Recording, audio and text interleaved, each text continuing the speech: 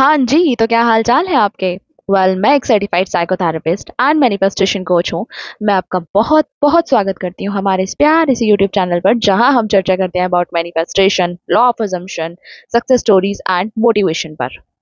आज की हमारी वीडियो बहुत इंटरेस्टिंग होने वाली है, क्योंकि मैं इस वीडियो में आपके साथ शेयर करने वाली हूँ मेरी क्लाइंट की सक्सेस स्टोरी। और ये सक्सेस स्टोरी एक बहुत ही जबरदस्त सक्सेस स्टोरी है, जो थोड़ी आपको हो सकता है अनरियलिस्टिक भी लगे। जैसे कि मैंने कुछ प्रीवियस सक्सेस स्टोरीज शेयर की हैं, काफी लोगों को वो थोड़ी अनरियलिस्टिक लगती हैं। बट देखो ना, यही तो मतलब है मैनिफेस्टेशन का। जहाँ पे लॉजिक काम नहीं करता, वहां पर ही तो मिरेकल होता है। और मैनिफेस्टेशन वैसे भी लोग वर्ड सर्कमस्टांसेस में ही तो करते हैं, और उसी को ही आप मैनिफेस्टेशन समझते हो। वैसे मैनिफेस्टेशन तो आप 24/7 कर ही रहे हो, बट जो आप मैनिफेस्ट करने की कोशिश कर रहे हो उसको हम कॉन्शियस मैनिफेस्टेशन कहते हैं। Okay, so let's get into the video.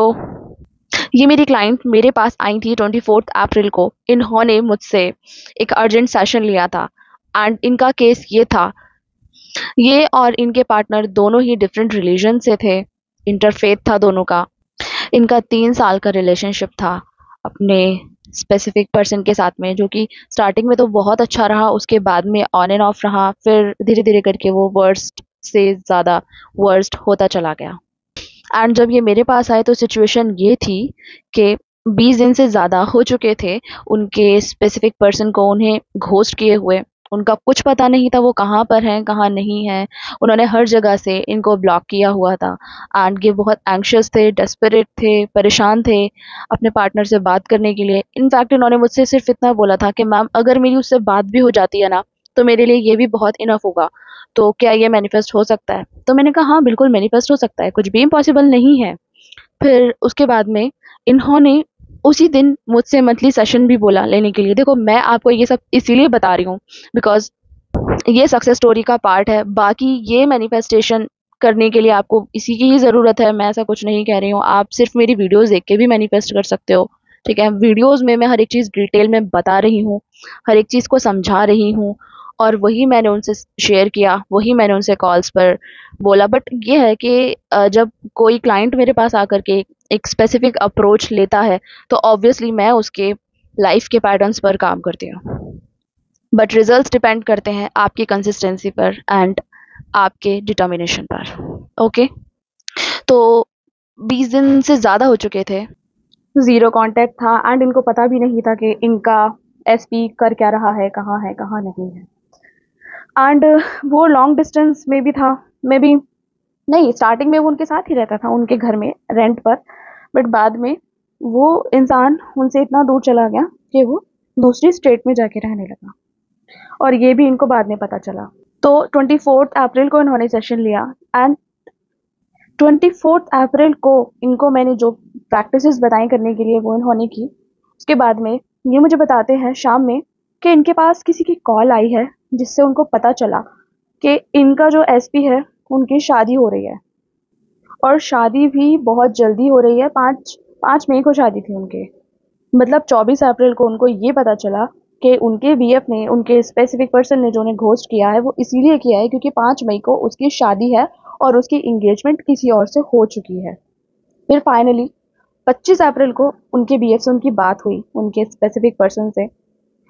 And उन्होंने भी उनको यही बोला कि तुम मुझसे दूर हो जाओ, मुझे तुम नहीं चाहिए अपनी लाइफ में। यही सब कॉन्फ्लिक्ट, यही सब क्वेरल्स उनके बीच में हुई फिर दोबारा। एंड वो बहुत ज़्यादा हताश हुए। उन्होंने मुझे बताया कि मैम, कांटेक्ट तो हो चुका है मेरा उससे, जैसे कि मैं चाह रही थी कि मुझे एटलीस्ट पता चल जाए कि क्या सिचुएशन है क्या नहीं। पर मैम, सब कुछ अलग है, सब कुछ अपोजिट है, तो ये मैं कैसे सही करूँ? फिर दोबारा से मैंने उनकी काउंसलिंग की, दोबारा सेशन लिया। हमारी काफ़ी देर बात हुई कॉल सेशन पे, जिससे मुझे काफ़ी कुछ पता चला उनके बारे में, उनके चाइल्डहुड के बारे में, उनके लाइफ पैटर्न्स के बारे में, जिसकी वजह से ये सारी सिचुएशंस उनकी लाइफ में हो रही थी।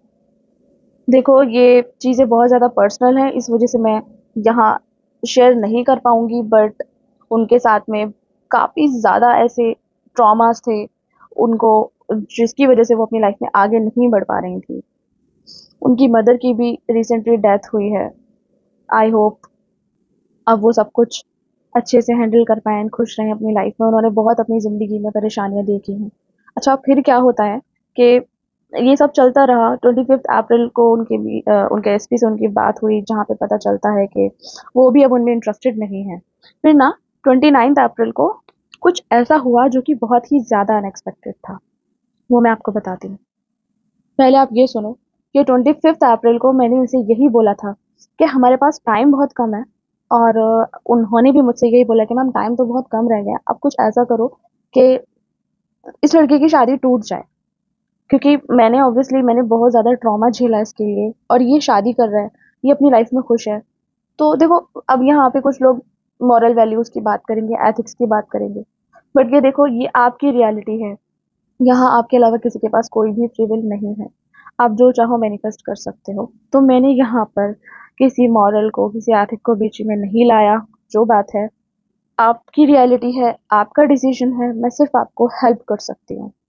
तो मैंने उनको प्रैक्टिसेस दी करने के लिए, वो स्क्रिप्टिंग में बहुत अच्छे थे, तो मैंने उनसे यही बोला कि आप स्क्रिप्टिंग में बार बार एक ही चीज़ लिखो कि वो जो लड़की है वो ही शादी करने में इंटरेस्टेड नहीं है और वो किसी और के साथ में चली गई है।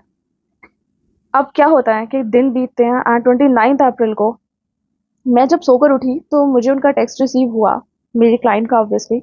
उसमें लिखा था कि मैम, मैं स्क्रीनशॉट यहाँ पे अटैच कर दूंगी, मैम वो लड़की किसी और के साथ में भाग गई।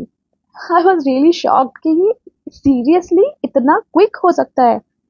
और देखो, 25 अप्रैल को हमें पता ही चला था, 29 अप्रैल को इतनी जल्दी वो लड़की वाकई में किसी और के साथ में चली गई और उसकी शादी टूट गई।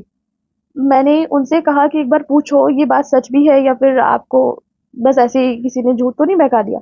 तो उन्होंने क्या किया कि उन्होंने अपने एसपी से भी पूछी ये बात, तो उसने उनको उल्टा खर्च किया कि तुम्हारी वजह से मेरी शादी टूट गई। एंड उसके फ्रेंड्स वगैरह ने भी यही बताया कि हाँ, इसकी शादी जो है वो टूट गई है। And I was really happy and surprise, और वो भी बहुत खुश थी। फिर उन्होंने ना एक डिसीजन बनाया कि मैम देखो, मुझे ये लड़का ना अपनी लाइफ में चाहिए नहीं, क्योंकि ये लड़का मेरे लिए सही नहीं है। एंड देखो, जब उनकी काउंसलिंग मैंने की थी तो मैंने उनके लाइफ पार्टनर के हिसाब से काफ़ी सारी चीज़ें मुझे समझ में आ गई थी, क्योंकि वो अपने वॉन्ट्स के वजह से अपनी लाइफ में चीटर पार्टनर को बार बार अट्रैक्ट कर रहे थे। तो मैंने उनको यही सजेशन दिया कि फिलहाल के लिए आप अपने सेल्फ कॉन्सेप्ट पे काम करो, ये पार्टनर भी आपकी लाइफ में आ जाएगा जब आप हील हो जाओगे। एंड बेटर आपके लिए यही रहेगा कि आप इससे अपना ध्यान हटाकर अपने ऊपर लगाओ। उन्होंने एग्जैक्टली वैसे ही किया। एंड सेकेंड थिंग, मैं अपने क्लाइंट से, जितने भी लोग मेरे पास आते हैं, उनसे सिर्फ यही बोलती हूँ कि अपने इंट्यूशंस को फॉलो करो। अगर आपके दिल से आवाज़ आती है कि ये इंसान आपके लिए बना है और ये एकदम परफेक्ट है, तो आप उस इंट्यूशन को फॉलो करो।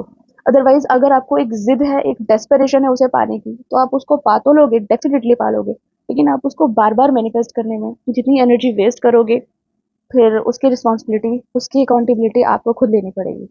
इन्होंने अपने सेल्फ कॉन्सेप्ट पे काम करना स्टार्ट किया और इनको ये रियलाइजेशन हुआ कि जो जिस पार्टनर के लिए ये इतनी दीवानी थी, इतना ज़्यादा, मतलब उनको सोते बैठते उठते जागते वही ख्याल, उसके ही ख्याल रहते थे, वही चाहिए था। पर जैसे इन्होंने खुद के सेल्फ कॉन्सेप्ट पे काम करना स्टार्ट किया, तो क्या होता है कि इनका पार्टनर चेंज होने लगा इनके लिए। वो खुद से उनको कॉल करने लगा, उसने हर जगह से अनब्लॉक कर दिया, वो बातें करने लगा उनसे, क्योंकि पहले तो जीरो कांटेक्ट था। करते करते फिर उसने बातें करना स्टार्ट कर दिया, बट इनका मन उस पर से हट गया, क्योंकि इनको समझ में आ गया कि वो लड़का इनके लिए नहीं बना, इनको वो चाहिए ही नहीं। तो या लास्ट में डिसीजन आपके ही पास होता है कि वो पार्टनर आपको चाहिए या नहीं चाहिए।